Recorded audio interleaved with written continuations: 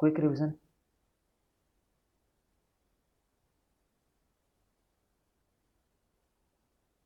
Quick revision. Quick revision number 1, what is force. ठीक है, force पहले पढ़ चुके हैं। ये पुश या फिर पुल है, एक पुश पुल। ठीक है ना, acting on a body, acting on a body which changes, है ना, विच चेंजेस और टेंड्स टू चेंज। टेंड्स मतलब ट्राइज, और ट्राइज टू चेंज, कोशिश भी कर सकता है, हो सकता है होना इससे। क्या क्या कोशिश करता है, क्या क्या चेंज करने की कोशिश करता है? एक, स्पीड ऑफ बॉडी, है ना, स्पीड हो सकता है। दूसरा, डायरेक्शन हो सकता है। ठीक है, तीसरा, स्टेट ऑफ मोशन हो सकता है। वैसे मैंने तुम्हें बताया था, स्टेट ऑफ मोशन में ऊपर की दो चीज़ें भी इंक्लूड हो जाती हैं, लेकिन फिर भी ऐसे लिख देना, कोई दिक्कत नहीं है। स्टेट ऑफ मोशन मतलब, इसका मतलब ये है कि रेस्ट से मोशन में ला सकता है, फिर मोशन से रेस्ट में ला सकता है। या तो रेस्ट से मोशन में, बैठा है तो मूव करा सकता है, मोशन है तो रेस्ट में ला सकता है। ठीक है, और क्या चेंज कर सकता है बॉडी का वो? शेप एंड, है ना, शेप चेंज कर सकता है या फिर साइज चेंज कर सकता है। फिर हम लोगों ने बोला था,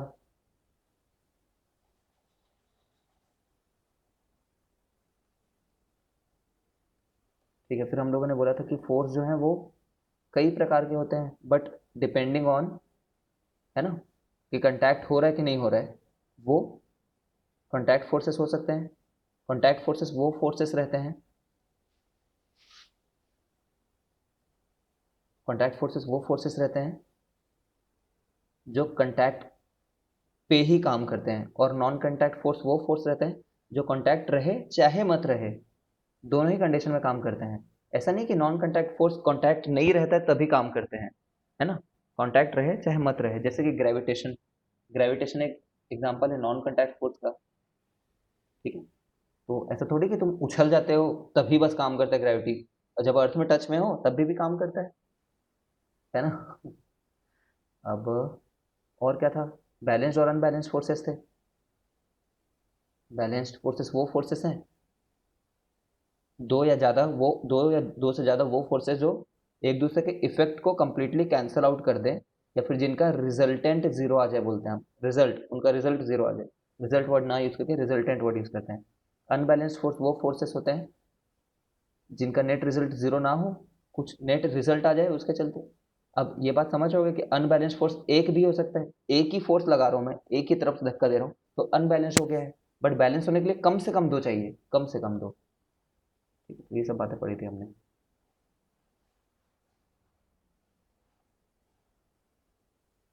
फिर पिछले क्लास में ही हमने गैलीलियो के बारे में बात करी थी। तो गैलीलियो ने एक फेमस एक्सपेरिमेंट किया।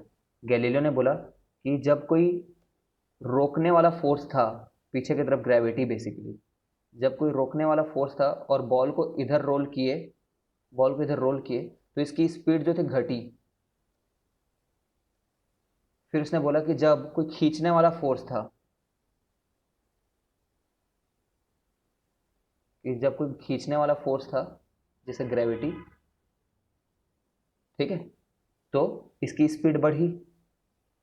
तो उसने बोला कि अगर ना कोई खींचने वाला फोर्स हो ना कोई धकेलने वाला फोर्स हो, इस केस में तो ग्रेविटी ग्रेविटी अलग ही डायरेक्शन में काम कर रही है।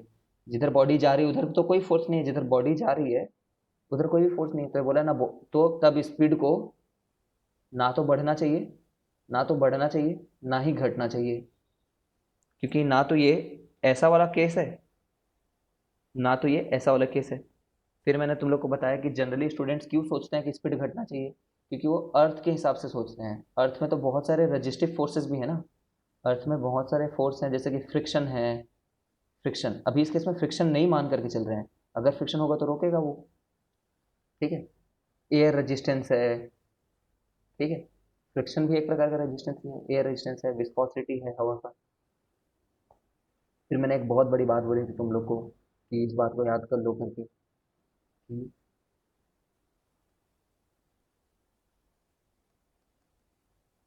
कोई मिनट,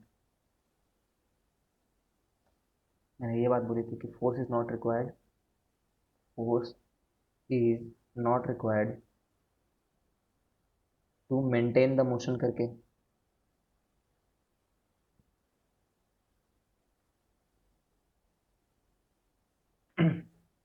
है ना, इस केस में फ्रिक्शन नहीं है, मेंटेन करने के लिए कुछ भी फोर्स नहीं चाहिए। मैंने तो मेरे को समझने के लिए बताया, वैक्यूम में सोचो, वैक्यूम में एक बॉल फेंक दोगे अगर ना, एक बॉल फेंक दिया 10 मीटर पर सेकेंड से मान लो, और आसपास वैक्यूम में ना कोई दूसरी प्लेनेट है, ना कोई एयर है, ना ही कुछ भी दूसरा इंटरेक्ट करने के लिए, 10,000 साल बाद भी आओगे, 10,000 साल बाद, ठीक है, तभी भी ये 10 मीटर पर सेकेंड से ही चलता रहेगा। अर्थ में भी अगर सारे ऐसे रेजिस्टिव फोर्सेस को रोक देते तो अर्थ में भी लाखों लाख साल तक ऐसे ही चलते रहता। फिर गैलीलियो का एक्सपेरिमेंट का एक और हिस्सा था,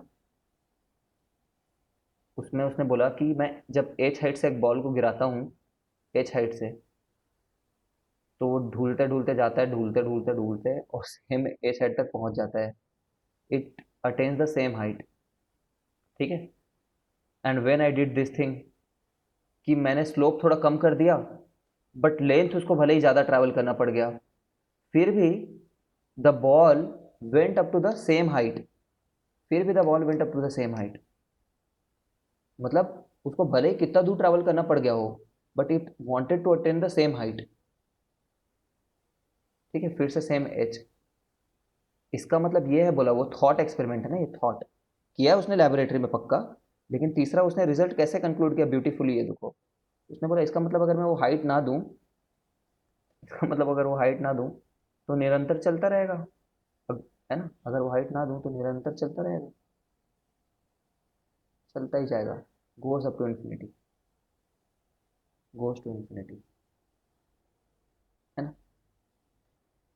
हमने यहाँ पे क्या माना है, स्मूथ, एकदम ही स्मूथ है, रफ नहीं है, और क्या माना हुआ है, नो एयर रेजिस्टेंस ऑल्सो, समझ रहे हो, ये सब माना हुआ है हमने, all this thing we have discussed. तो इनसे ना गैलीलियो ने कंक्लूड किया ये कंक्लूड किया गैलीलियो ने कि if no force, if no force is applied,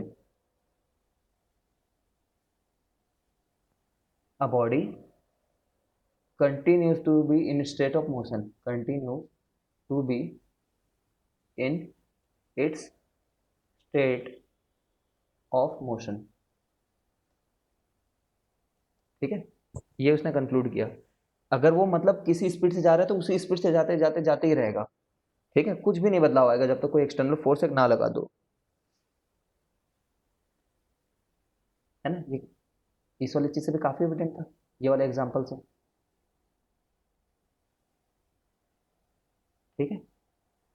इसमें कोई रोकने वाला फोर्स था, इसमें बढ़ाने वाला फोर्स था, बट यहाँ पे कोई फोर्स नहीं था, तीसरा केस में तो जाते रहा।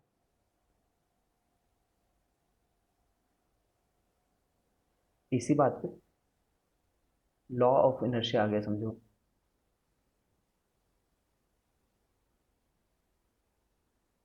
अब इनर्शिया एक टेक्निकल साउंडिंग वर्ड है, इनर्शिया का मतलब है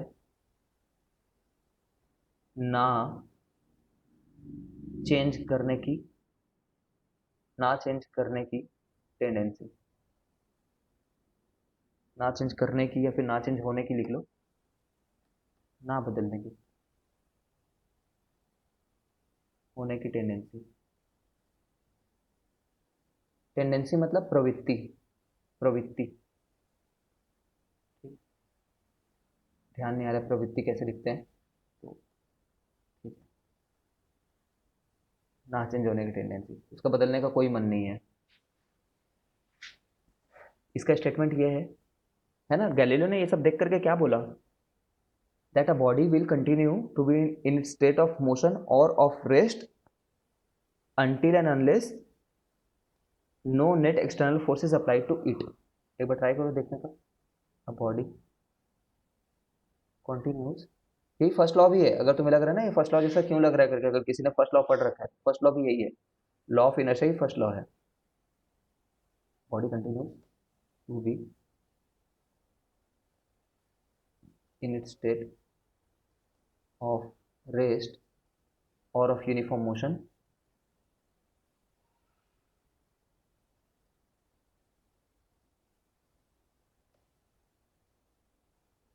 until and unless लिखो या फिर सिर्फ unless लिखो, एक ही बात है। until and unless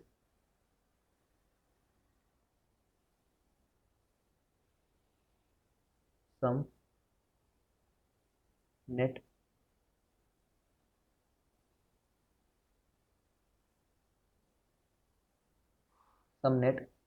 external force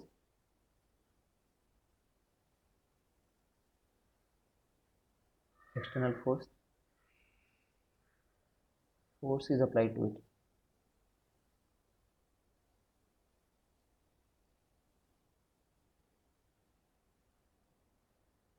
देख रहे हो, एक बॉल है 40 मीटर पर सेकंड से जा रहा है मान लो, और इसको इधर से भी 10 न्यूटन लगा दिया मैंने और इधर से भी 10 न्यूटन लगा दिया, तो ये बोल रहा है कि नेट एक्सटर्नल लगना चाहिए। नेट, तो ये नेट एक्सटर्नल तो इसका जीरो है ना, नेट एक्सटर्नल नहीं लग रहा है बोलते हैं ऐसे केस में।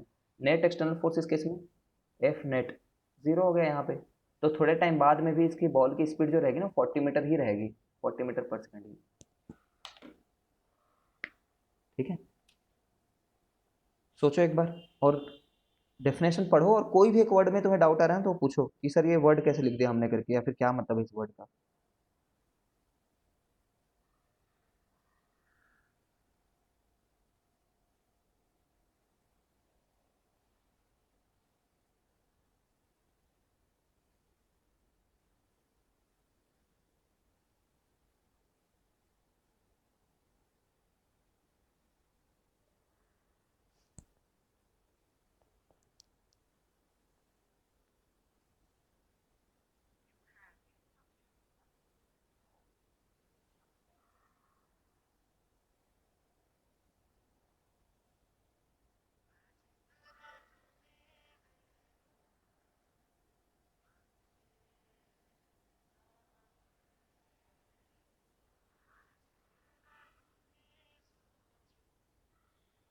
हम्म, क्यों नहीं आ रहे थे क्लास में?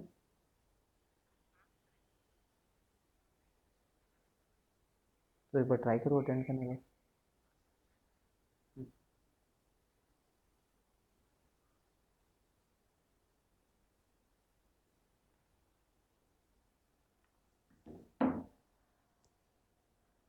सौम्या का कहना है कि sir body, sir moving body का डायरेक्शन भी कांस्टेंट होगा ना? हाँ, डायरेक्शन भी परफेक्टली कांस्टेंट होगा।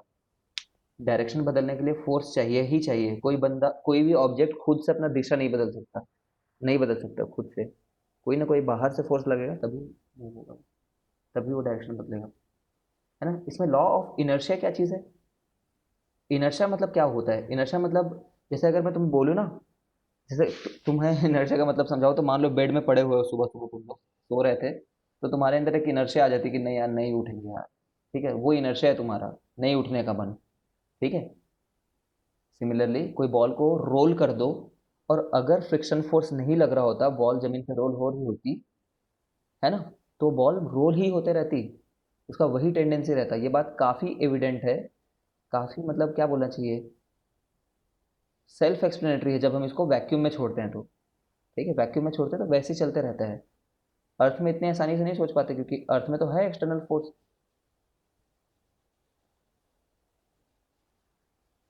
ठीक है, तो लॉ ऑफ इनर्शिया ये हुआ। अब लॉ ऑफ इनर्शिया के तीन हिस्से हैं। लॉ ऑफ इनर्शिया बोलता है कि नहीं बदलूंगा जब तक कोई फोर्स नहीं लगेगा। ठीक है, लॉ ऑफ इनर्शिया ऐसा बोलता है कि जिंदगी में नहीं बदलूंगा, नहीं, जब तक फोर्स नहीं लगता तब तक कोई बदलाव नहीं लाऊंगा। तो तीन तीन इसके कंपोनेंट होते हैं। Inertia of inertia of rest, inertia of motion, तीसरा inertia of direction.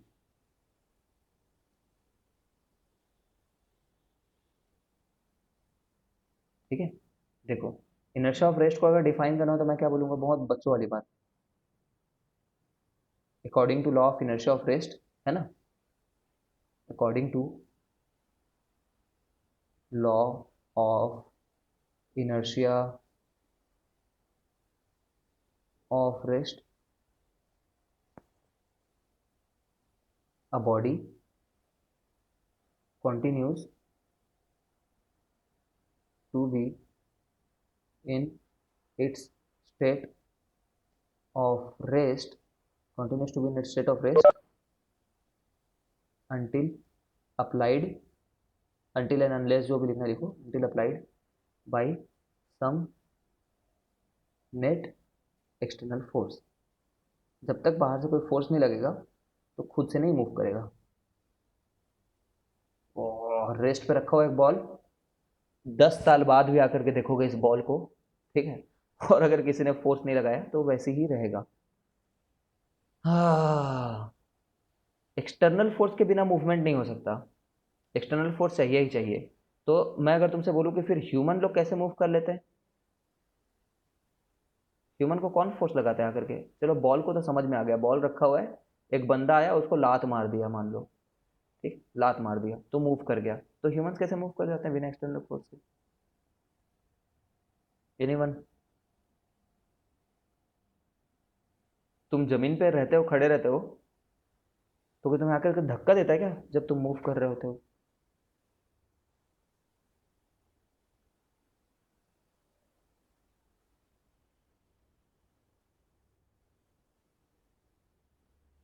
Because of movement of muscles. Purvi Upadhyay is very close, but the answer is unfortunately a little bit incorrect. Actually में हम लोग को एक फोर्स एक्सटर्नली मिलते रहता है actually में, उसके लिए इंसान को बड़ा बनाना होगा मेरे को। मस्कुलर फोर्स नहीं गरिमा, मस्कुलर फोर्स के चलते ना एक्चुअली में हम सामने नहीं जा सकते, ठीक है। हाँ, उसी के चलते ही मूव कर रहे हैं, बट वो रीज़न नहीं है हमारे सामने मूव करने का। देखो, हम एटमॉस्फेरिक प्रेशर, नहीं नहीं भाई, एटमॉस्फेरिक प्रेशर तो बिल्कुल नहीं। देखो देखो देख लो, आदमी हो,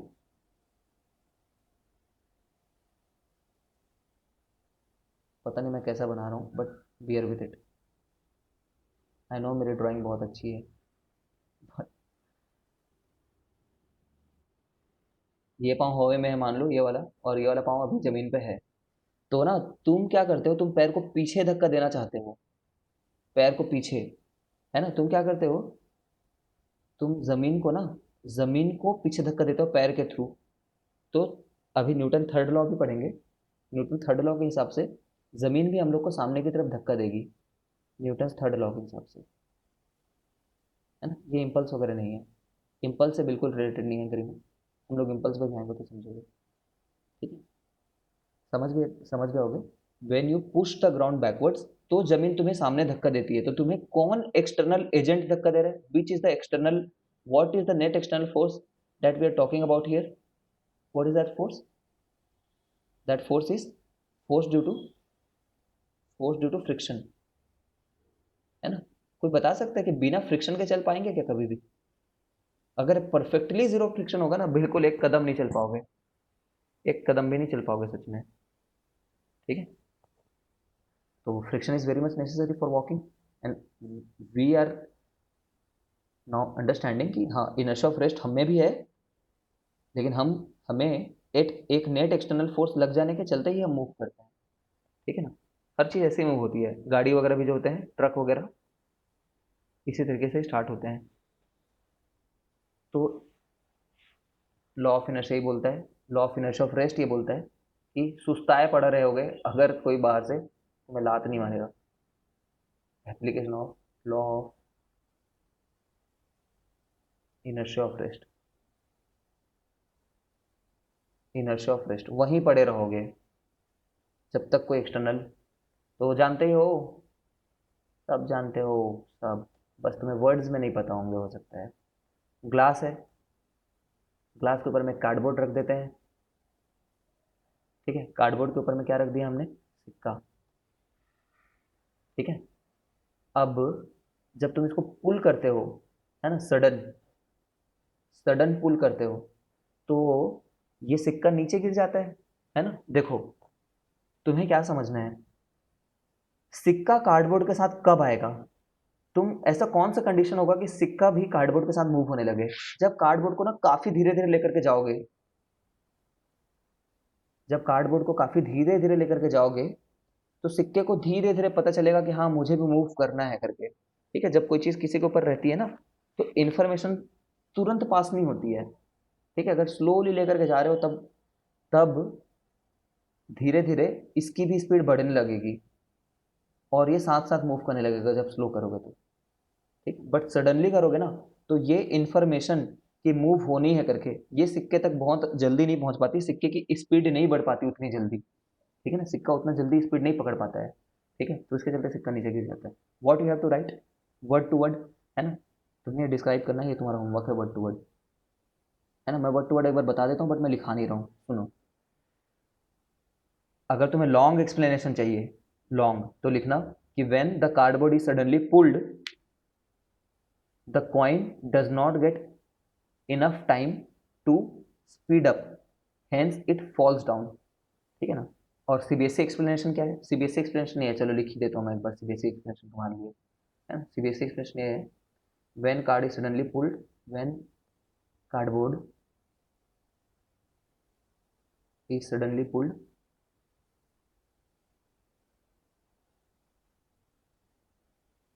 कॉइन फॉल्स डाउन।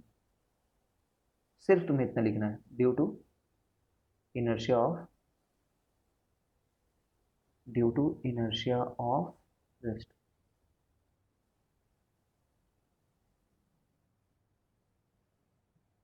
ठीक है, ये तो एग्जाम्पल नंबर 1 हुआ। होमवर्क है तुम्हारा, अपने वर्ड्स में लिखना, एग्जाम से पूछते हैं। एग्जाम्पल नंबर 2, एग्जाम्पल नंबर 2 मुझे तुम्हें बताने का उतना जरूरत नहीं है। क्या करने वाला हूँ जानते हो मैं क्या बना रहा हूँ?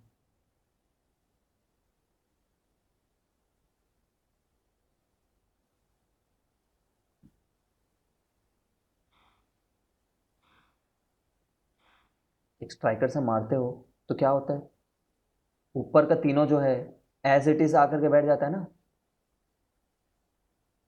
और ये चौथा बंदा जो है वो वही मूव कर जाता है आगे बस। ठीक है, चौथा बंदा बस मूव कर जाता है, ये वाला बंदा।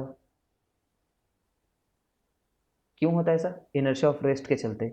ऊपर वाले सभी रेस्ट में है, ऊपर वाले सभी रेस्ट में है, तो अगर उनको मूव कराना है तो तुम्हें प्रॉपर टाइम देगा, प्रॉपर टाइम देना होगा, तुम्हें थोड़े ज़्यादा समय तक देना होगा ताकि वो भी स्पीड अप हो पाए। बट तुमने इतना जोर से मारा है कि वो लोग स्पीड अप होते ही नहीं है, उतने कम टाइम पे स्पीड अप नहीं हो पाते हैं। ठीक है ना, तो due to their inertia of rest, है ना, इनर्शिया है थोड़ा, ना बदलने का टेंडेंसी है टॉप के 3 कॉइन में। है ना, ना बदलने की टेंडेंसी को बदलने के लिए तुम्हें काफ़ी एफर्ट लगाना पड़ेगा। ठीक, और एग्जाम्पल।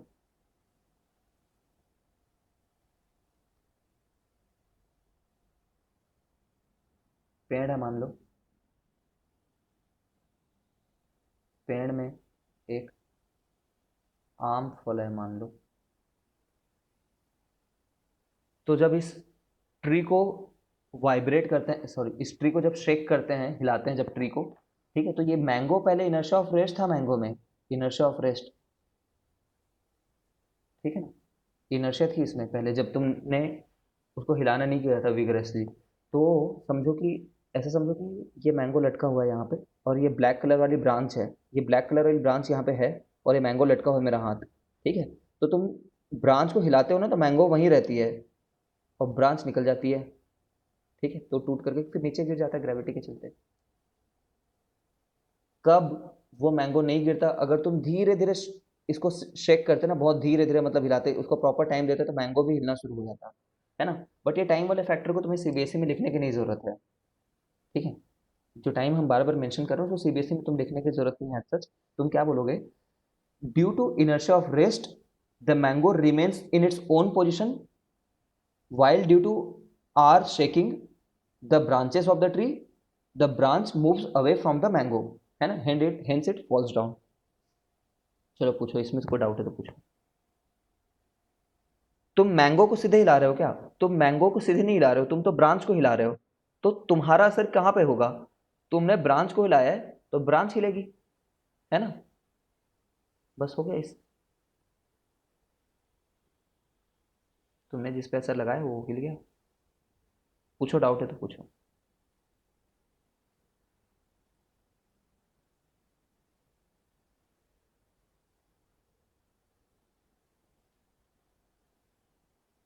No doubt. 3 एग्जाम्पल हुए हैं अभी, बहुत एग्जाम्पल्स है, बहुत, जितना गिन लो जितना। बस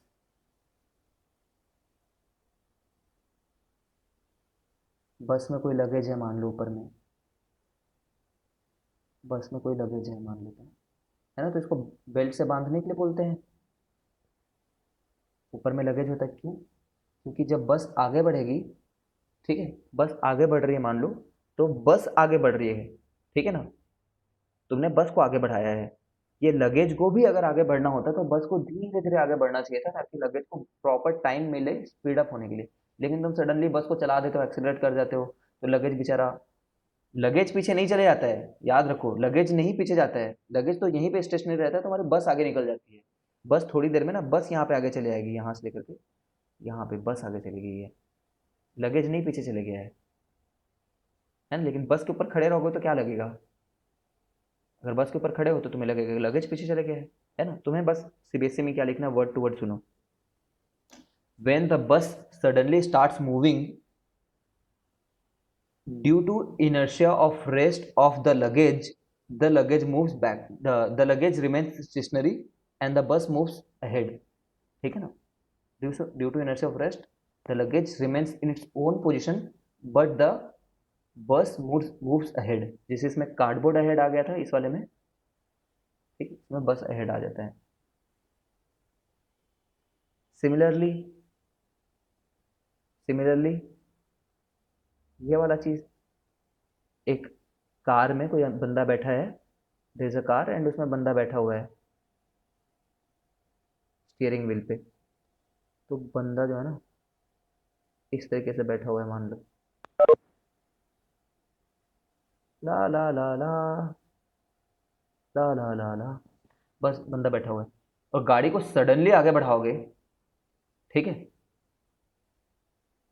तो बंदे का पैर तो नीचे में कनेक्टेड है ना, देखते जाओ, बंदे का पैर नीचे में कनेक्टेड है और जूता वूता पहना है बंदे ने, तो काफी फ्रिक्शन भी है, तो बंदे का जो लोअर पार्ट है वो तो एक्सेलरेट हो जाता है। लोअर पार्ट क्यों एक्सेलरेट हो गया? लोअर पार्ट इसलिए एक्सेलरेट हो गया क्योंकि ये वाला पार्ट देखो बस के साथ खुद टच में है, ये वाला पार्ट खुद बस के साथ टच में है, ये खुद हैंडल को पकड़ा हुआ है, खुद हैंडल को पकड़ा हुआ है, ठीक है ना। हैंडल हैंडल को एक मिनट के लिए छोड़ देते हैं, हैंडल नहीं पकड़ा मान लेते हैं, है ना, बट ऊपर वाला पार्ट जो है ना वो स्टेशनरी रह जाता है, स्टेशनरी इनर्शिया ऑफ रेस्ट के चलते। लेकिन ये पूरी सीट जो खुद लगी हुई है बस के साथ, वो सीट तो आगे आएगी ना, तो सीट तो आगे आएगी, ठीक है। आई होप तुम समझ रहे हो, तुम पीछे नहीं जा रहे हो, ठीक है ना, जब बस सडनली चालू हो रही है तो तुम पीछे नहीं जा रहे हो, तुम्हारा बस पूरे सामने आ जा रहा है, ठीक है ना। नहीं समझा सकता मैं, समझ गए होगे। ये बस का पीछे है, बस की सीट है और यहाँ पे तुम बैठे हुए हो, तो तुम तो वहीं पे हो, इनर्शिया ऑफ रेस्ट तुम्हारा वहीं पे है ना, मतलब तुम वहीं पे हो इनर्शिया ऑफ रेस्ट के चलते, बस सामने आ जा रही है, तो तुम्हें ऐसा लगता है कि तुम पीछे चले गए हो, ठीक है। इसको भी वर्ड टू वर्ड बताता हूँ। whenever the bus or a van or a car or anything, whenever a bus suddenly starts due to inertia of rest of the upper body, है ना, अपर बॉडी का इनर्शिया ऑफ रेस्ट है। Lower body क्यों नहीं बोल रहे हैं? Lower body तो खुद बस के साथ कंटैक्ट में ना, अपर बॉडी समझ रहे हो, तुम्हारा चेस्ट एंड सिर वाला हिस्सा, वो वाला पार्ट को मूव कराने वाला कोई बंदा नहीं है, ठीक है ना। अपर बॉडी को मूव कराने वाला कोई नहीं है, लोअर बॉडी को मूव कराने वाली तुम्हारे हिप्स के चलते, तुम्हारे लेग्स के चलते वो बस से टच में है, ठीक है, तो अपर बॉडी वहीं पे रह जाती है, ठीक है, अपर बॉडी वहीं पे रह जाती है और पीछे वाली बस आकर के टकरा जाती है। सीट, पीछे वाली बस मतलब ऐसा नहीं, पीछे जो बस है वो नहीं, जो तुम्हारे पीछे सीट रखा हुआ है बस का वो। आशु, सबको लैग आ रहा है क्या कि सिर्फ आशु को आ रहा है?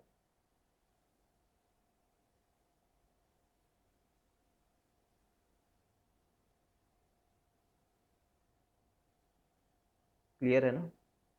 आशु तुम यार थोड़ा ट्राई कर लो, अगर नहीं बन रहा तो फिर ये मीटिंग मैंने रिकॉर्ड कर रहा हूँ, है ना, उसके अलावा क्या कर सकते हैं।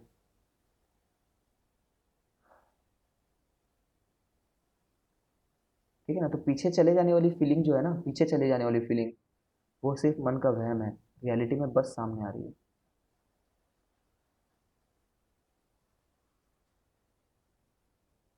inertia of rest.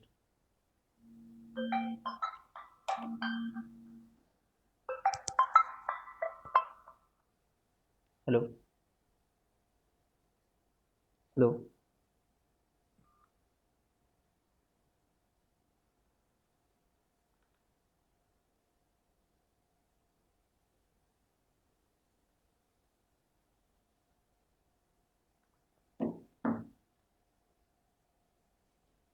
ठीक है, और कोई एग्जांपल तुम्हारे साइड से तुम बताओ। सर अगर चलती ट्रेन से जंप मारेंगे तो हम लोग पीछे क्यों नहीं जाते? हाँ, इतना जोर से कान में चिल्लाया इसने। सर हाँ, चलती ट्रेन से अगर जंप मारे तो पीछे क्यों नहीं जाते मतलब? क्योंकि तुम्हारे पास ऑलरेडी ट्रेन का मोशन तुम्हारे साथ है। ठीक है, तुम ट्रेन की स्पीड से पहले चल रहे थे तभी ट्रेन में थे। ट्रेन में थे, सॉरी, ट्रेन में थे तभी तुम ट्रेन की स्पीड से चल रहे थे। आएंगे वहां तक, वो इनर्शिया ऑफ रेस्ट में नहीं, इनर्शिया ऑफ मोशन में पढ़ेंगे उसको। इनर्शिया ऑफ रेस्ट का ये एग्जांपल देखो, क्वेश्चन के फॉर्म में कर लेते हैं एक चीज को। वाई, तो एक मिनट यार रुकना। Hello hello hello.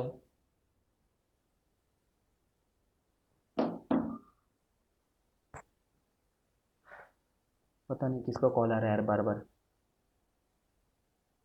Y do we beat carpet, या फिर ऐसे बोलें, why does beating a carpet.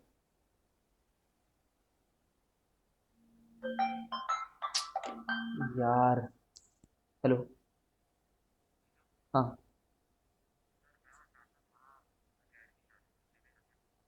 पढ़ने जा रहे हो? चले जाओ, मेरी क्लास चल रही हो रहा है। ठीक है चले जाओ।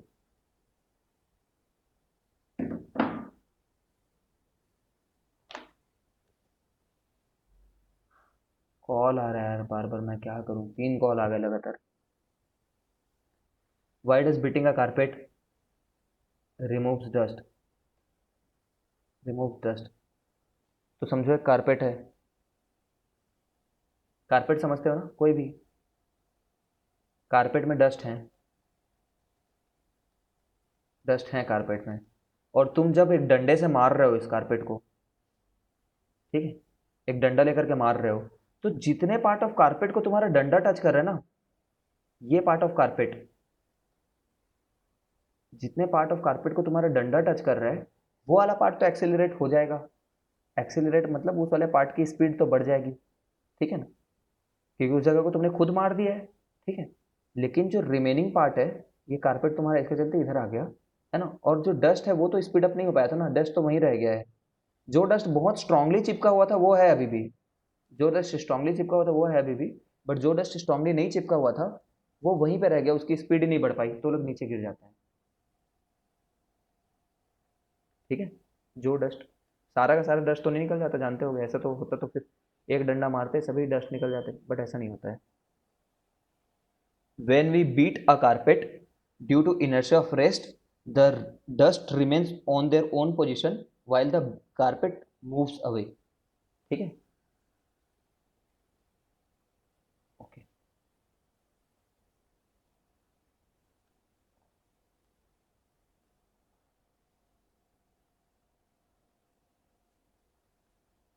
अब हम लोग पढ़ने वाले हैं inertia of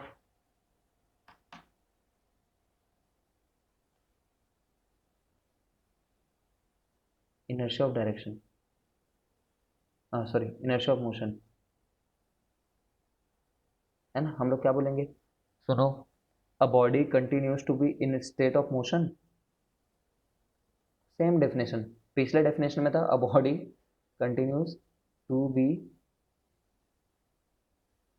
in its state of, पिछले में रेस्ट था, अभी मैं यहाँ पे मोशन लिख देता हूँ, in a state of motion unless, या फिर अनटिल, जो बोल लो, unless some external external force is applied to it, applied on it to it, जो बोलना बोल लो, मतलब मोशन ही करता रह जाएगा। अगर ऑलरेडी उसकी स्पीड है ना, ऑलरेडी वो मूव करे जा रहा है तो करते ही रहेगा, ठीक है, खुद से नहीं रुक जाएगा।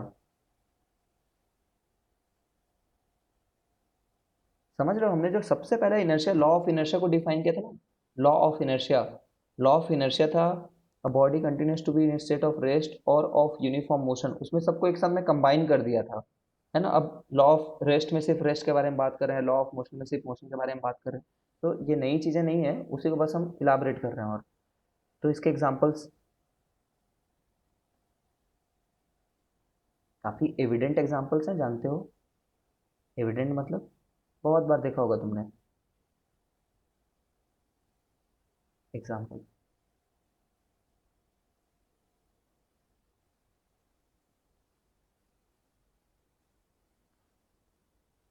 एग्जांपल ये है कि एक बस ऑलरेडी मूव कर रही थी, है ना, और सडनली ब्रेक मार दिए, ठीक है, ऑलरेडी मूव कर रही थी, सडनली ब्रेक मार दिए, तो ब्रेक मारने से जस्ट पहले इस बंदे से पूछो, जो बंदा ग्राउंड में है, इससे पूछो, ग्राउंड वाले से, ब्रेक मारने से पहले कि यार इस लगेज की क्या स्पीड है करके। पहले मान लो गाड़ी जो है ना 50 मीटर पर सेकंड से चल, 50 मीटर पर सेकंड बहुत ज़्यादा होता है भाई तभी, मान लो पहले 20 मीटर पर सेकंड से चल रही थी गाड़ी, पहले कितने चल रही थी, 20 से, ब्रेक मारने से पहले, तो लगेज भी 20 से चल रहा होगा, इसमें तो कोई दिमाग लगाने वाली बात नहीं है ना। जैसे तुम मान लो मोबाइल को पॉकेट में रख लियो अपने पॉकेट में, और मोबाइल को पॉकेट में रख करके दौड़ रहे हो, तो मोबाइल की भी स्पीड तुम्हारी जितना ही है ना, तभी वो तुम्हारे साथ है। तो जब ब्रेक मारते हो तो ब्रेक का मेन असर किस पे होता है, ब्रेक का मेन असर होता है बस पे, है ना, बस के टायर पे, उसके चलते बस पे, तो ब्रेक ब्रेक मारने के चलते बस तो सडनली रुक जाता है, लेकिन इसको उतना टाइम नहीं मिल पाता कभी कभी, है ना, अगर सडन ब्रेक मारे तो उतना टाइम नहीं मिल पाता कि अपनी स्पीड को कम कर पाए, तो बस तो यहीं रुक गया और ये लगेज आगे फेंका जाएगा, ठीक है, लगेज आगे फेंका जाएगा। क्यों, क्योंकि लगेज की स्पीड तो अभी भी 20 मीटर पर सेकंड है, सडनली तुमने ब्रेक मारा, उसको टाइम नहीं मिला स्पीड कम करने का, वो गया हो। I hope it is clear. Similarly passengers का देखो, पैसेंजर्स, पैसेंजर बैठा हुआ है एक, तुम ब्रेक मारोगे तो लोअर बॉडी के चलते, देखो ये कांटेक्ट में होने के चलते, ये कांटेक्ट में होने के चलते, तुम्हारा लोअर बॉडी तो रेस्ट में आ जाएगा तुरंत ब्रेक मारते ही, बट तुम्हारा अपर बॉडी आगे फेंका जाएगा, क्योंकि अपर बॉडी जो है, ये वाला बॉडी, है ना, इसको पता नहीं है कि क्या होने वाला है करके, वो उसको टाइम नहीं मिला, है ना। हम वर्ड्स में कैसे बोलेंगे सुनो, when a passenger is sitting in a car and the brake is suddenly applied due to inertia of motion of the upper body falls forward while the lower body comes to rest because the lower body is in contact with the van.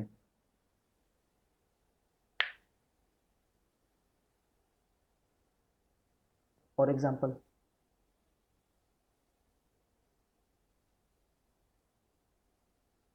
ये वाला देखे हो, मान लो तुम ground पे खेलने गए और तुम्हारे पैर में लग गए कीचड़, कीचड़ के लिए मेरे पास एक नया पेन है, कीचड़, तो कैसे साफ करते हो इस कीचड़ को,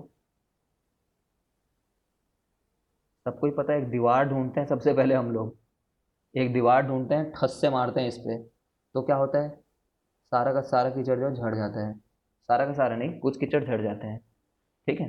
कैसे एक्सप्लेन करते हैं हम लोग, जब तुमने मारने से पहले तुमने क्या किया हुआ है, पैर को मोशन में लेकर के आए हो, पैर को मोशन में लेकर के आए हो और दीवार पे टकरा रहे हो, तो पैर जब मोशन में है ना, when the leg is motion, तो कीचड़ भी लोग मोशन में आ चुके हैं, कीचड़ लोग भी मोशन में आ गए, अब जैसे ही टकराए तुम, जैसे इसे टच हुए, जैसे ही, तो कौन सी चीज रेस्ट में आ गई, ऑफ कोर्स तुम्हारा पैर रेस्ट में आ गया, है ना, और कीचड़, कीचड़ उतने तेजी से रेस्ट में नहीं आ पाया, तो कीचड़ आगे बढ़ गया, ठीक है ना, कीचड़ was in motion,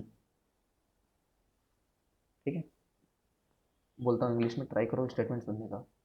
when we swing our leg, swing कर रहे हो ना, स्विंग मतलब समझते हो ना, स्विंग करना, है ना।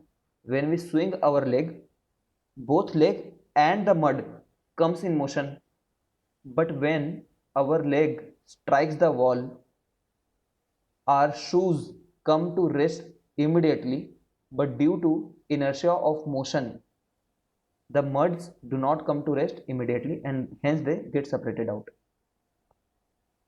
है ना। तुम्हें ध्यान किस बात पे देना है, बस को ब्रेक मारे हो तो बस रुकेगा, वैन को ब्रेक मारे हो तो वैन और वैन से जितनी चीजें कनेक्टेड हैं, डायरेक्टली कनेक्टेड हैं, वो रुकेंगी, ठीक है। जब पैर को दीवार से मारे हो तो पैर रुकेगा, मड नहीं, ठीक है।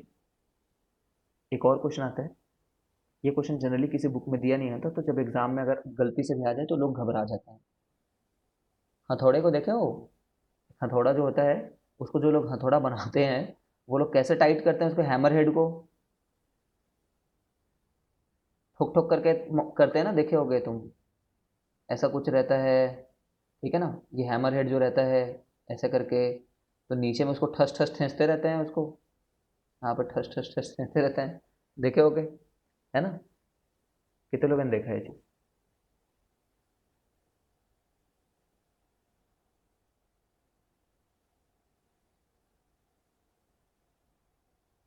किसी ने तो देखा होगा।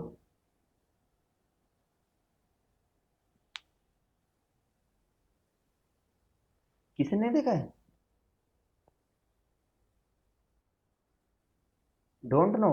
देखो, जिस देखो ये हैमर हेड है मान लो, है ना, तो ये हैमर हेड को पकड़ करके किसी जगह पे ऐसे टकरा टकरा करके करते हैं ना, तो ये हैमर हेड फिट हो जाता है उस पे, ठीक है। हैमर हेड फिट हो जाता है, अगर नहीं देखो तो कोई बात नहीं, जो देखे हैं वो लोग बस सुने। हैमर को पकड़ करके जब नीचे लेकर के आ रहे हो, तो हैमर का हेड भी, ये हैमर का हेड है, और जो हैंडल है वो भी, दोनों मोशन में है। लेकिन जब टकरा रहे हो, जब टकरा रहे हो, तो जो हैंडल है वो तो तुरंत रेस्ट में आ गया, the handle comes to rest immediately, but hammer head अभी भी नीचे आया जा रहा था, तो थोड़ा टाइट हो जाएगा ना नीचे जा करके, थोड़ा और घुस जाएगा वो इस हैंडल में, ठीक है। इट्स लाइक जब हल्का से रखे हुए हो और इस पार्ट को मैं इसमें टकराऊंगा, इस वाले में जस्ट, तो ये ब्लैक कलर तो कंप्लीट रेस्ट में आ जाएगा और ये थोड़ा अंदर घुस जाएगा, ठीक है, तो टाइट हो जाता है।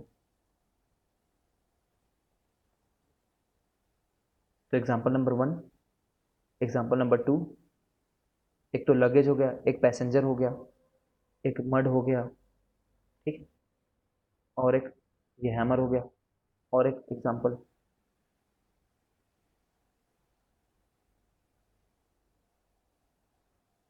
एग्जाम्पल ये है,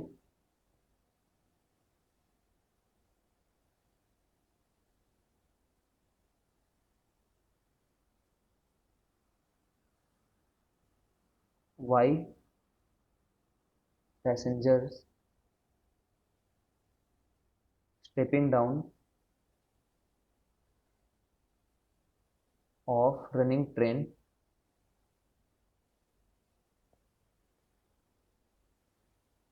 are advised to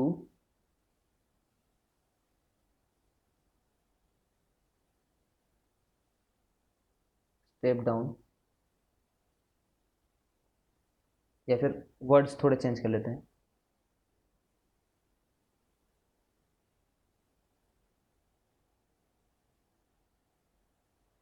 ऐसा चेंज कर लेते हैं, why passengers sometime fall while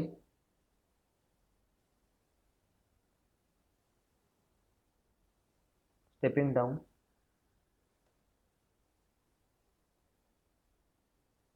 of moving train, ठीक है। तो हम लोग क्या आंसर देते हैं, सोचो, ट्रेन जब चल रही थी तो हर एक पैसेंजर का स्पीड भी, ट्रेन की अगर स्पीड 50 किलोमीटर पर आवर है मान लो, तो पैसेंजर की भी स्पीड 50 किलोमीटर पर आवर रही होगी, है ना, जब तक चल रही थी। तो अब ट्रेन से सडनली जब बंदा नीचे उतरेगा, ट्रेन से सडनली जब बंदा नीचे उतरेगा तो बंदे की स्पीड जस्ट इससे पहले कितनी थी, 50 किलोमीटर पर आवर थी। और जैसे ही नीचे उतरा ना तो इसका लोअर बॉडी तो रेस्ट में आ गया, lower body comes to rest immediately.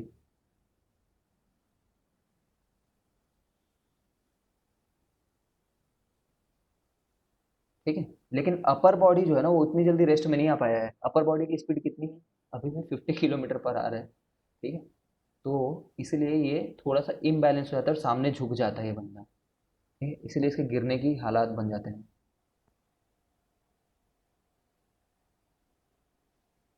सोचो, देखो, इस बात को पहले तो समझ लो, अगर मैं एक पेन रखा हुआ हूँ, ठीक है, और मैं इसको अगर मूव कर रहा हूँ तो मेरे हाथ की स्पीड जितनी ही है ना उतनी ही पेन की भी स्पीड है, तभी मेरे हाथ के ऊपर है। अब सडनली ये पैसेंजर जिसकी स्पीड 50 किलोमीटर पर आवर थी उतर गया, है ना। 50 किलोमीटर पर आवर से तो वैसे कोई नहीं उतरेगा, ये बात बता दो। 50 किलोमीटर पर आवर बहुत ज़्यादा स्पीड है, बहुत ज़्यादा। ठीक है, 50 किलोमीटर पर आवर जानते हो ना, गाड़ी की लगभग टॉप स्पीड के आसपास है वो। तो 50 ना मानो, 1 मिनट के लिए 5 मीटर पर सेकेंड मान लो, सॉरी 5 किलोमीटर पर आवर मान लो। ठीक है, तो लोअर वाली स्पीड तो तुरंत जीरो हो गई, लेकिन ये वाला पार्ट 5 किलोमीटर पर आवर से चलता रहा, जिसके चलते वो गिर जाता है।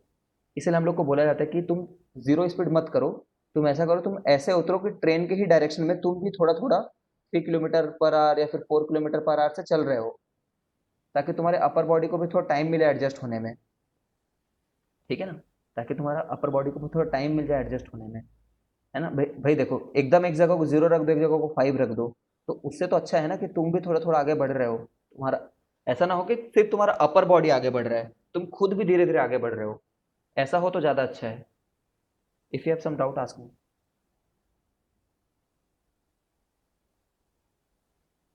है ना, तुम्हारा लोअर बॉडी, तुम जा करके एकदम खड़े हो गए हो, लोअर बॉडी बिल्कुल ही स्टिफ है और अपर बॉडी बस आगे जाया जा रहा है।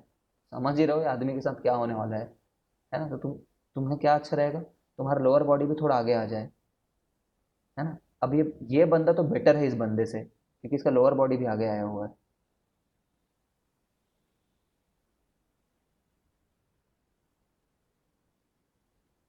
If you have any doubt just ask me, I am waiting for your reply. अगर तुम्हें डाउट है बोलोगे तो ठीक है, नहीं तो आगे बढ़ते हैं।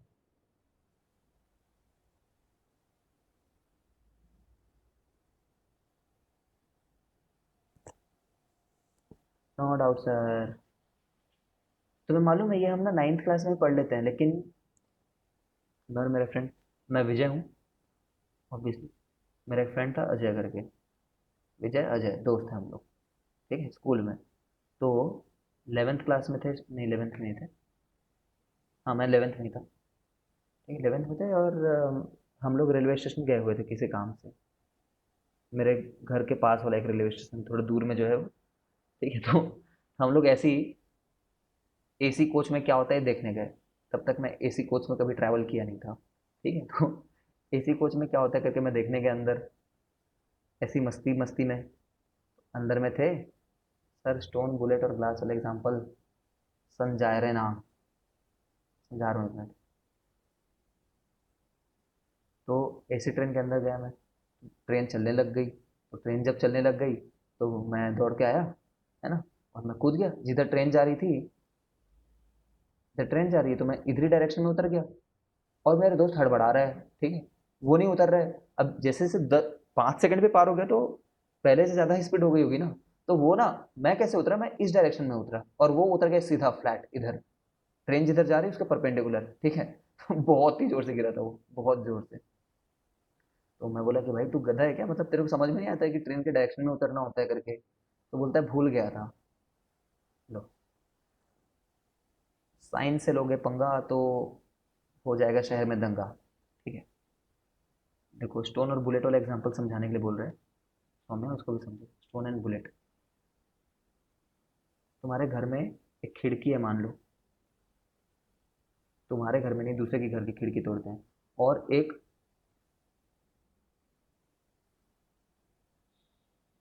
बुलेट आ रही है, बुलेट गोली वाली। तो जब ये टकराती है ना, जब ये बुलेट शीशे से टकराती है तो काफ़ी कम समय के लिए टकराती है ना। ऑब्वियसली गन के बुलेट की स्पीड तो बहुत फास्ट होगी, गन के बुलेट की स्पीड बहुत फास्ट होगी, तो जब वो शीशे से टकराती है तो पूरे के पूरे शीशे को एक्सिलरेट नहीं कर पाती है। जिस छोटे से पोर्शन को पड़ा रहता है, ठीक है, उतना पार्ट ही एक्सिलरेट हो पाता है। बहुत कम टाइम होने के चलते जो पार्ट को पड़ा रहता है वही पार्ट एक्सिलरेट होता है, और वो पार्ट वो लेकर के चले भी जाता है। वो देखो वो शीशा यहाँ पे पड़ा हुआ है इसके सामने में, लेकर के जा रहा है बुलेट को आगे, ठीक है। तो बस छोटा छेद होता है ना। और बाकी लोग इनर्शिया ऑफ रेस्ट के चलते नहीं टूटते हैं। इनर्शिया ऑफ रेस्ट था ना, तुरंत नहीं बदलते, इनमें थोड़ा और मेहनत करते हम, तब ये इनर्शिया ऑफ रेस्ट से बाहर आते। बाकी लोग due to inertia of rest they remain at rest, due to inertia of rest remaining part remain at rest। अगर बहुत टाइम से बुलेट उनमें एफर्ट लगाता ना तो आ जाता वो बाहर। जो किस में होता है जो चीज़, पत्थर में, ठीक है। एक पत्थर है समझ लो, ठीक है। अभी पत्थर जा करके जब इसमें टकराएगा तो पहली बात, पत्थर की स्पीड बहुत ज़्यादा नहीं होती है। पत्थर तो तुमने फेंका है ना, बुलेट की स्पीड कहाँ, बुलेट की स्पीड 500 मीटर पर सेकंड के आसपास, और कहाँ पत्थर की स्पीड तुम मान लो 20 मीटर पर सेकंड के आसपास, ठीक है। तो जब पत्थर फेंकते हो तो it has enough time to make remaining part of the glass move also, है ना। ग्लास का इधर उधर वाला हिस्सा भी थोड़ा मूव करने लग जाता है। समझो ग्लास का एक हिस्सा मूव करने वाला है, ठीक है, कोई भी एक पार्ट ग्लास का थोड़ा मूव कर रहा है मान लो, तो ग्लास तो टूट जाएगा ना, ठीक है। यहाँ पे भी इनका इनर्शिया ऑफ रेस्ट था। मैं ऐसा नहीं बोल रहा हूँ कि टूटने से पहले इनका इनर्शिया ऑफ रेस्ट नहीं था, यहाँ भी इनका था, बट उनको काफ़ी समय मिला पत्थर से इंट्रैक्शन के चलते। And glass is a very fragile material, glass बहुत नाजुक चीज़ है ना। तो हल्का सा भी उसको टाइम मिल गया, थोड़ा से ही ज़्यादा टाइम मिल गया, तो फिर वो टूट जाता है ना। स्पीड अप हो जाता है उसके ग्लासेस के जो बाकी रिमेनिंग जगह है, वो भी उनकी स्पीड आ जाती है। जब स्पीड आ गई तो वो लोग एक दूसरे से अलग हो जाना चाहेंगे, और अलग हो जाना मतलब ही टूटना है। समझ गया कैसे हम? सौम्य प्रमाणिक, हैव यू गॉट इट?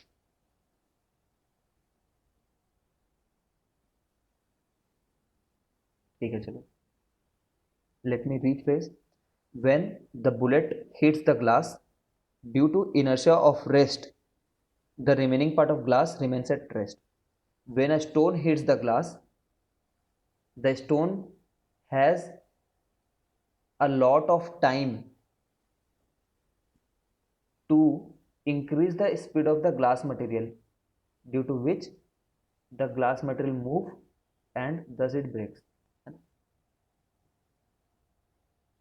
इसलिए इसमें इतना ही पार्ट नहीं, इसमें इसलिए इधर वाला पार्ट भी पूरा चकनाचूर हो जाता है।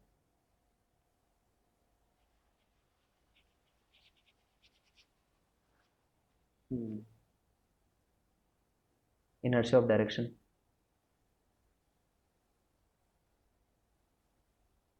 इनर्शिया ऑफ डायरेक्शन,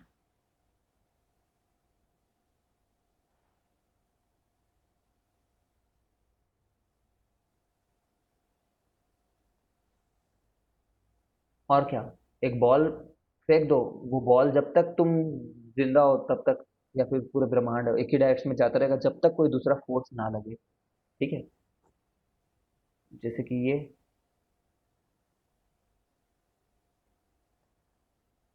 साइकिल को, साइकिल के चक्के को जब पेडल करते हो और नीचे में अगर पानी रखा हुआ है, ठीक है ना, तो पानी चक्के के साथ उठ करके जो जाता है वो टेंजेंशियली जाता है।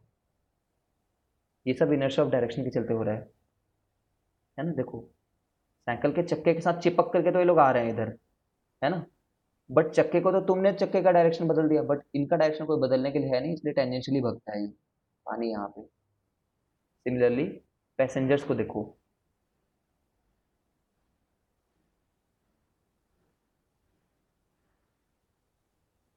एक पैसेंजर ट्रेन आ रही मान लो, पैसेंजर ट्रेन नहीं, एक पैसेंजर बस आ रही मान लो, पैसेंजर।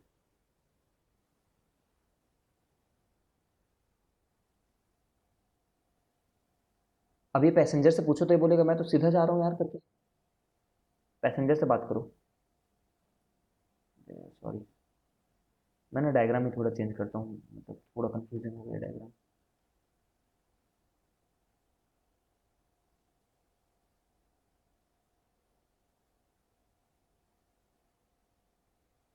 अब एक पैसेंजर बस आ रही है, उसमें एक पैसेंजर बैठा हुआ है, इससे पूछो तो ये बोलेगा कि मेरा मकसद है एकदम सीधा निकल जाना, ठीक है।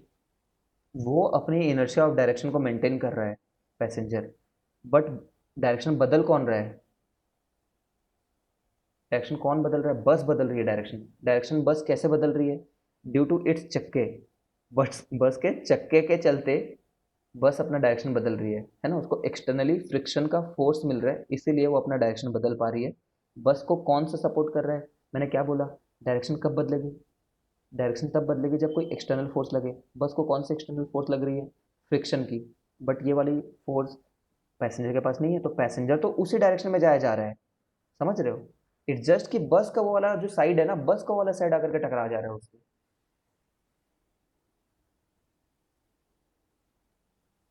है ना। देखो, तुम अपने आप को इमेजिन करो, ठीक है, कि आई डोंट नो कैसे समझाऊं। जैसे मान लो, हम्म, ये एक पैसेंजर है ना, और ये बस का हिस्सा है साइड वाला। तो अगर बस और ये दोनों सामने जाते रहते तो कभी नहीं टकराते।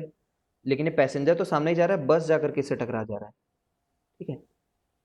दोनों सामने जाते तो नहीं टकराते, है ना। पैसेंजर सामने जा रहा है और बस जाकर के इससे टकरा जा रहा है ना। बस बस अपनी डायरेक्शन मोड़ ले रहा है, ठीक है।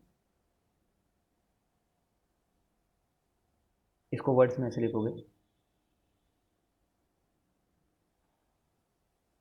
When ever a passenger is inside a bus, the passenger, re explain please, समझा रहा हूँ सुनो। Whenever the passenger is inside the bus, the passenger tries to maintain its inertia of direction, है ना। the passenger will continue to be in its to be in its own direction, है ना। Passenger जिस direction में जा रहा था उसी डायरेक्शन में जाएगा।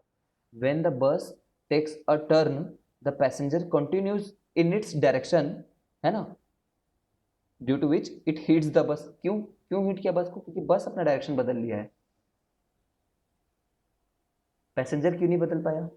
पैसेंजर को ना इनफ टाइम नहीं मिला।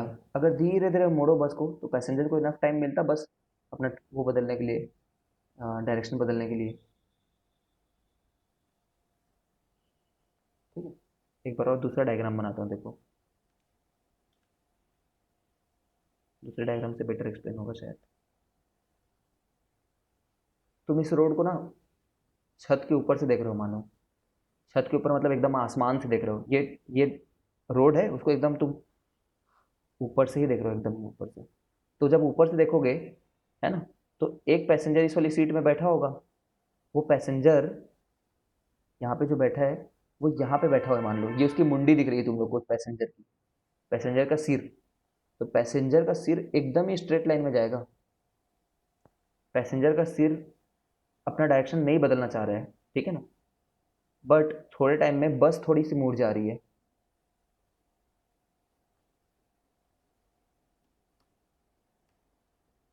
थोड़े टाइम में बस मुड़ जा रहा है, ठीक है। तो पैसेंजर तो जाके टकरा गया ना, यहाँ पे देखो, पैसेंजर तो उसी रास्ते में जा रहा था, ठीक है। इट्स लाइक अभी यहाँ से बस अगर मुड़ने लग जाए ऐसे करके, तो उसमें पैसेंजर की क्या गलती है? पैसेंजर तो वहीं पे है, जस्ट अगर सडनली बस को मोड़ दिए तो,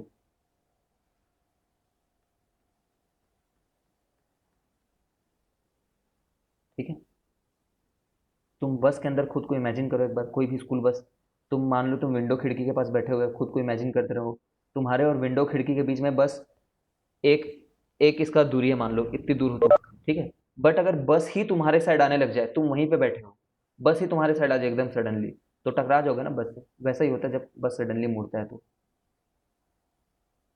ठीक है। थोड़ी देर पहले ये उतनी ही दूरी थी, थोड़ी देर पहले में दूरी मेंटेन्ड थी, ठीक है। बट सडनली बस मुड़ने लग गया, तुम तो उसी डायरेक्शन में जा रहे हो। What you will write in English, I am finally telling this for one last time. When a passenger is traveling in a bus, the passenger tends to continue in a straight line direction, but at the turning, the bus turns and turns towards the passenger. Passenger तो उसी direction में जा रहा है, बस passenger की तरफ आ गया। समझ गए हो क्या? एक बार वीडियो देखो, ज़्यादा अच्छा क्लियर होगा इसके ऊपर में, कोई भी एक यूट्यूब वगैरह वीडियो देखो। ये सामने होते ना तो सामने बेटर तरीके से समझा पाता, but online classes some limitation, this is my limitation obviously.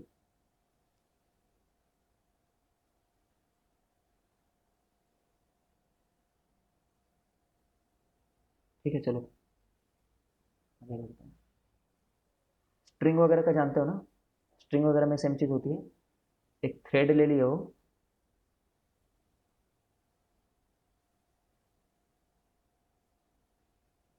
थोड़ा थोड़ा क्लियर है सर। एक थ्रेड ले लिए हैं। ये बात ना पहले पहले स्टूडेंट लोग को बोलो तो बहुत अजीब लगता है। मैं खुद भी जब पहली बार सुना ना कि यार हम बस से नहीं टकरा रहे हैं, बस हमारी तरफ आ रहा है, तो मैं पागल ही हो गया था। मैं बोला कि अरे पूरी जिंदगी भर मैं गलत सोचता रहा। सच बोल रहा हूँ, मुझे ऐसा लगा था। तो एक पर्सन है, वो पर्सन वो पर्सन का एक हाथ तो ऐसा रखा हुआ है और एक हाथ से स्ट्रिंग घुमा रहा है। स्ट्रिंग में एक बॉल रखा हुआ है। तो ये स्ट्रिंग जहाँ पे छोड़ेगा, जैसे यहाँ पे छोड़ दिया, तो इस मोमेंट पे बॉल की किधर जाने का मन था, इस मोमेंट पे बॉल का ना इधर जाने का मन था। ठीक है। लेकिन जब तक वो स्ट्रिंग को छोड़ता नहीं है, तब तक स्ट्रिंग के फोर्स के चलते, स्ट्रिंग रस्सी के फोर्स के चलते बार बार वो बॉल अपनी डायरेक्शन बदल लेती है ना, due to the string only. It's changing its direction continuously, but when the person decides to leave the string, तब वो स्ट्रिंग के साथ वो बॉल, जिधर बॉल का मन था उधर चले जाते हैं। है ना, देखो बॉल का जाने का मन इधर था तो अपने इनर्शिया को फॉलो कर रहा है। वो अपना डायरेक्शन नहीं बदल रहा है जब तुम छोड़ रहे हो तो। जब तुम छोड़ रहे हो तब तुम फोर्स लगाना बंद कर रहे हो। है ना। तो अपने जो डायरेक्शन था ना उधर ही फॉलो कर रहा है, but when you are not leaving the string, you are applying an external force due to which its direction is changing. Direction change when there is a force, direction does not change when there is no force। ठीक है, उसके बाद देखो, उसके बाद एकदम straight जाते रहता है वो। है ना, ऑब्वियसली अर्थ के चलते वो थोड़ा पैराबोला हो जाएगा। बट अगर वैक्यूम में ऐसे छोड़ोगे ना, वैक्यूम में ये एक हॉरिजॉन्टल सर्कल है by the way. Horizontal circle समझ रहे हो? हॉरिजॉन्टल ऐसे नहीं घुमा रहा है वो, ऊपर नीचे नहीं घुमा रहा है वो, एक हॉरिजॉन्टल सर्कल में घुमा रहा है। तो उसी हॉरिजॉन्टल सर्कल में जाते रहता है अगर वैक्यूम में छोड़ते तो। बस इतनी सी बात है। So try to do all of this problems. जितना भी हमने इस वीडियो में पढ़ा है ये मैं अपलोड भी कर दूंगा। सबके एक्सप्लेनेशन लिखो अपने वर्ड्स में, ताकि तुम एग्जाम में उसको लिख पाओ। खास करके passenger sitting in a train, ये सब वाले, sitting in a bus, luggage, why luggage is tied और लगेज इज नॉट टाइड, वगैरह वगैरह।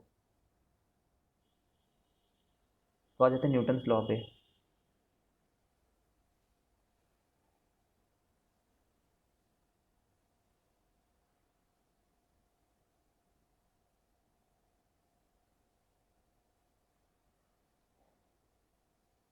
Newton laws of motion.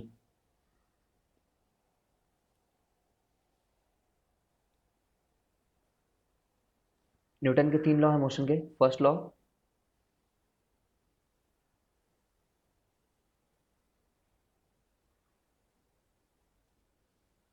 Second law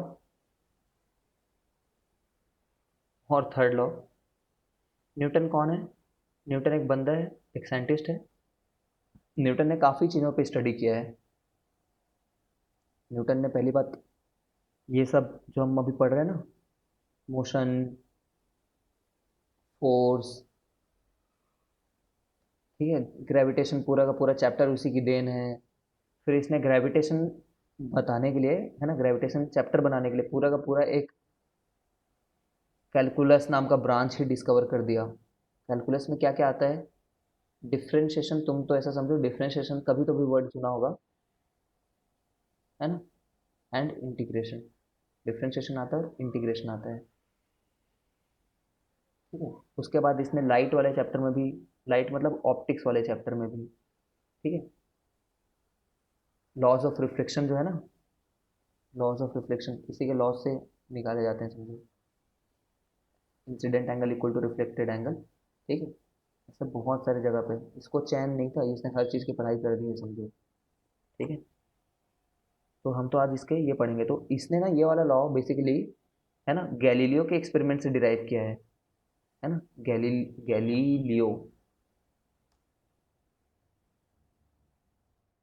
I don't know back की नंबर। तो इसने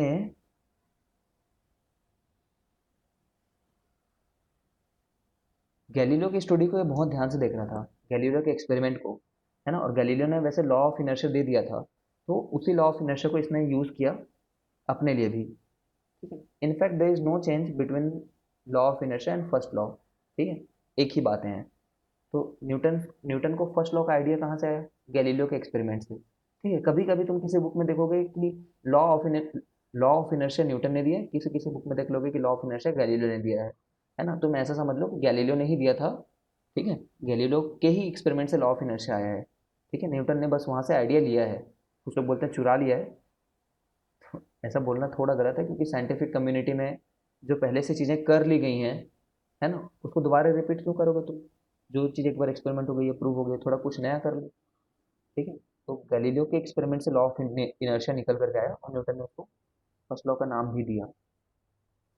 तो law of inertia and law of first law of motion एक ही बात है। A body continues to be in a state of rest or of uniform motion until and unless acted upon by some net external force, ठीक है। वही बातें, सभी बातें वही, बस इसने इनर्शिया वर्ड ना यूज करके फर्स्ट लॉ ऑफ मोशन बोला। फिर सेकंड लॉ ऑफ मोशन आता है।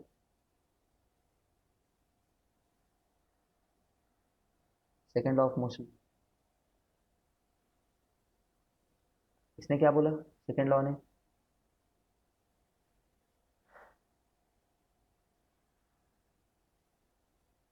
वैसे तो F equal to M A बोला, ठीक है। Force equal to mass times acceleration, इसके बारे में पढ़ेंगे हम, बट आज नहीं पढ़ेंगे, नेक्स्ट क्लास में पढ़ते हैं, ठीक है। आज नहीं पढ़ते हैं, नेक्स्ट क्लास में पढ़ लेते हैं।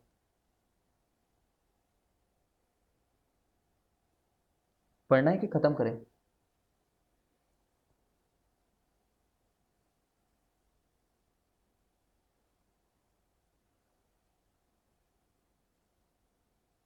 सर आप जैसा बोलो। पढ़ना है बोल दे रही पूर्वी, तुम सबसे डांट खाओगी, ठीक है। नो सर, गरिमा बोल रही है, हो गया सर, बहुत हुआ, इनफ। पूर्वी नेक्स्ट क्लास में पढ़ते हैं। ऐसा है कि मैं अगर ये स्टार्ट कर दूंगा ना, तो इनफ टाइम नहीं रहेगा मेरे पास समझाने के लिए, ठीक है। क्योंकि मेरी नेक्स्ट क्लास भी रहती है 7 बजे से, ठीक है। तो अपन नेक्स्ट क्लास में पढ़ते हैं। बट तुम ऐसा करो ना, तुम स्टेटमेंट लिख करके ले आना इनके। थर्ड लॉ क्या बोलता है बता देता हूँ। To every law there is an equal and opposite reaction. सभी ने सुना होगा, टू टू एवरी लॉ बोला क्या मैंने? To every action there is an equal and opposite reaction. मतलब इसका कहने का मतलब ये है कि मान लो मैं तुम्हारे गाल पे थप्पड़ मार देता हूँ, ठीक है। आई एम सॉरी ऐसा बोलने के लिए, बट मान लो अगर मैं तुम्हारे गाल, खुद के गाल पे मार देता हूँ, मैं अपने खुद के गाल पे जब थप्पड़ मार रहा हूँ ना, तो मेरे हाथ ने मान लो 10 न्यूटन से मेरे गाल को थप्पड़ मारा है, तो मेरे गाल ने भी 10 न्यूटन से ही मेरे हाथ को भी थप्पड़ मारा है, ठीक है। ये थर्ड लॉ है, ठीक है ना। लेकिन मेरे हाथ को उतना दर्द होगा नहीं, गाल को ज़्यादा दर्द होगा। फोर्स भले ही बराबर लगा है, लेकिन मेरे गाल को ज़्यादा इसलिए दर्द होगा क्योंकि गाल नाजुक जगह है, हाथ थोड़ा कड़ा होता है ना। हाथ थोड़ा सॉलिड हो गया होता है, कड़ा हो गया था मेहनत कर करके, ठीक है। सिमिलरली अगर तुम दीवार को पंच करते हो, तो तुम्हें भी इसीलिए दर्द होता है, समझ लो, क्योंकि दीवार ने भी तुम्हें पंच किया उसी मोमेंट पे, ठीक है ना। उनको कैसे पता चलता है हमें भी पंच करना है? हमें कैसे पता चलता है कि सिर्फ हम, मतलब सिर्फ हमें पंच करके हम बच करके निकल सकते हैं क्या? ऐसा हो सकता है क्या कि मैंने दीवार को मारा, चुप करके भाग गया?